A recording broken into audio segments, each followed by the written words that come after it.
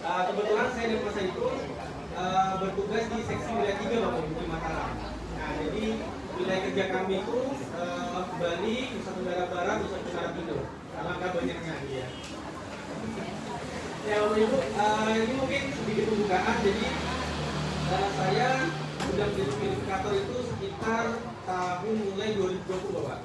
Nah, jadi mulai di situ saya sudah beberapa kali memverifikasi profil online offline dari Aceh, Jambi, Jawa, Bali, ya, NTB tahun ini gitu.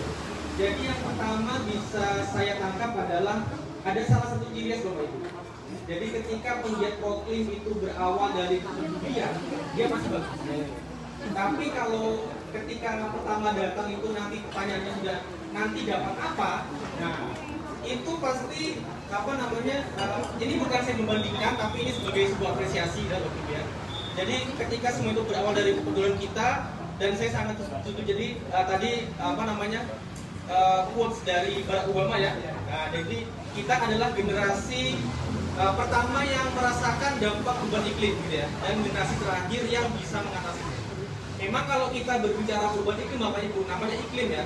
Iklim dan cuaca itu parameternya sama, tapi yang membedakan adalah waktu dan jangkauan. Kalau iklim itu kan kita tidak bisa mengukur dari jam hari waktu, tapi tahun. Jadi 30 tahun minimal itu bisa dihitung menjadi iklim. Nah, memang benar kita adalah generasi pertama yang merasakan dampak perubahan iklim setelah mungkin generasi-generasi sebelumnya yang belum terpapar informasi dengan baik, Bapak ya.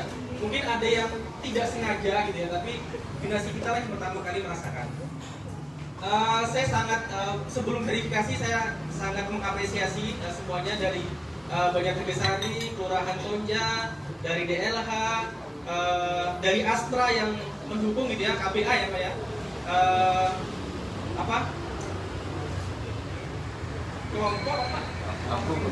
Kampung Berseri Asri ya, Kampung Berseri Asri Astra ya.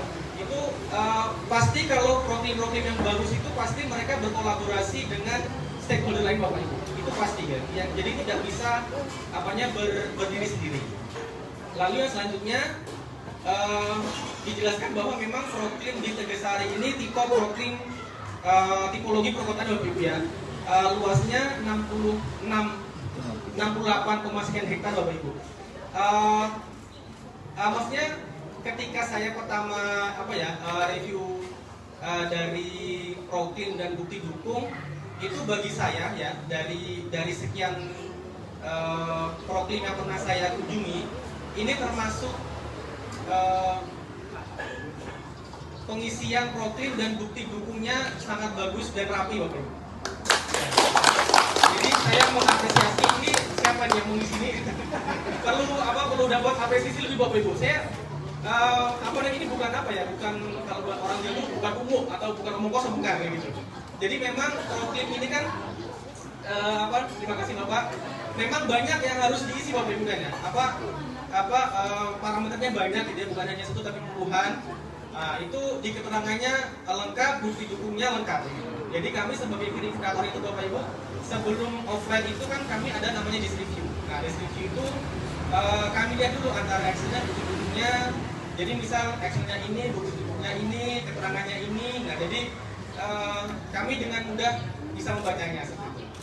Nah, lalu dari ketika luas proklaim itu sebenarnya bukan suatu masalah Bapak Ibu.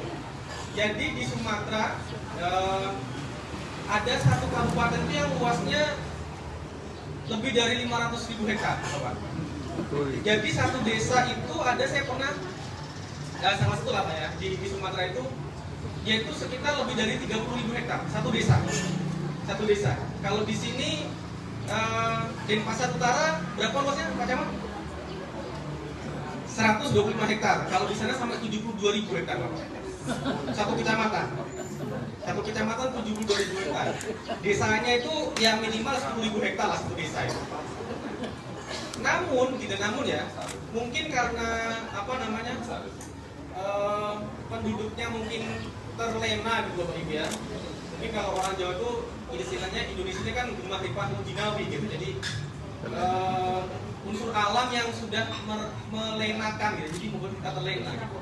Ya, melina bebukan. Gitu. Jadi ketika saya datang ke sana itu, saya pertama kali di Sumatera itu pusing Bapak Ibu. Jadi pusingnya itu bukan maksudnya bukan kelakuan orang ya, bukan ya. Jadi banyak lahan-lahan itu yang tidak termanfaatkan gitu. Jadi karena saya